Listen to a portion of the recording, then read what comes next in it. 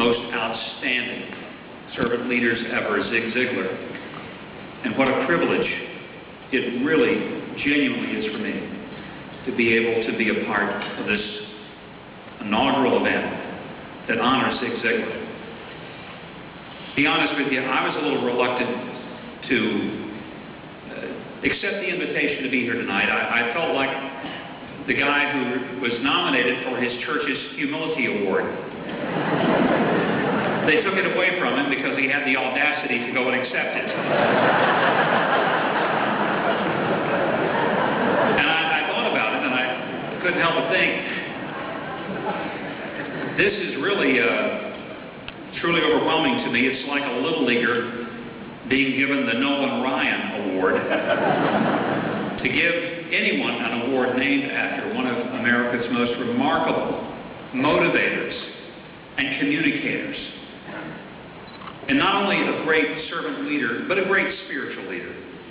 Someone who never was or has been afraid to express that hope that is within him. I remember the first time I ever heard of Zig Ziglar.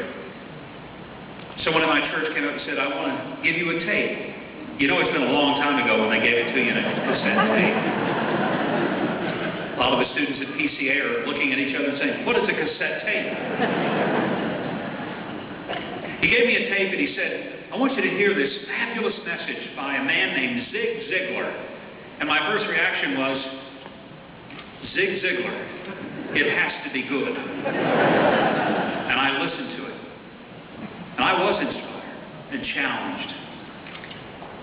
And I remembered thinking, here is a person who loves life and is so exuberant with everything that he does. I read the book, See You at the Top. Honestly, I never thought I'd get to meet the man. And what an honor, not only to meet him, but I remember when I walked into his home and he and Jean welcomed us there. And to be honest with you, I was overwhelmed. I thought, I'm not just meeting Zig Ziglar, I'm in his house.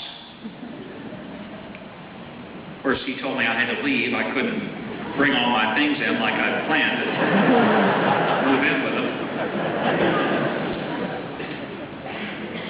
All of us who are here tonight are here because of him.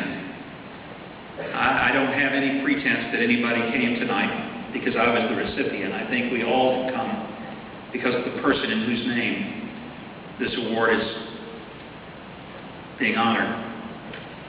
And how fitting it is that Prestonwood Christian Academy, an academy that is built on the idea that it wants to train not just young people to be strong of mind, but strong of spirit, strong of character,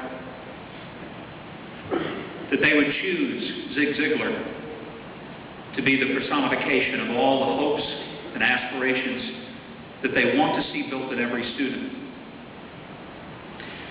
You know, Zig has written more books than most adults in America will ever read in their lifetime, which says two things. One, the prolific writing capacity of Zig Ziglar, and the other is the horrible educational attainment of the average American. But the truth is,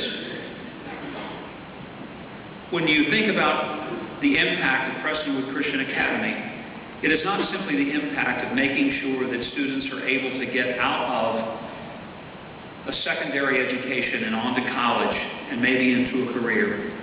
It's about being world changers. If there's anything that perhaps characterized the ministry, and I use that word very carefully and deliberately, the ministry of Zig Ziglar, it was that he challenged people to be world changers. I love that if you read his books or listened to his tapes, you knew that he was not so much into trying to help people to learn how to be rich, but rather how to be truly successful in the greatest sense of the word. And that is that success means that at the end of one's life, we would hear these 6 words: well done, good and faithful servant. The ultimate sum of our lives is not so much how many people know who we are, how much money we've made, how many friends we have, or even how many enemies we have made. Believe me, having been in politics, I sometimes think I've made a lot more enemies than friends. Someone came up to me tonight and says, "Oh, we have a mutual friend." I said, "Please give me his name. I'm not sure I have any left."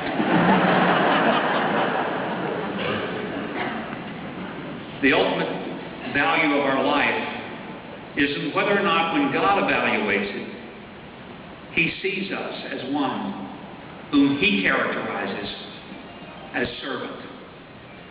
And of all the things that can be said of us, nothing will so be more significant than those 6 words from God Himself.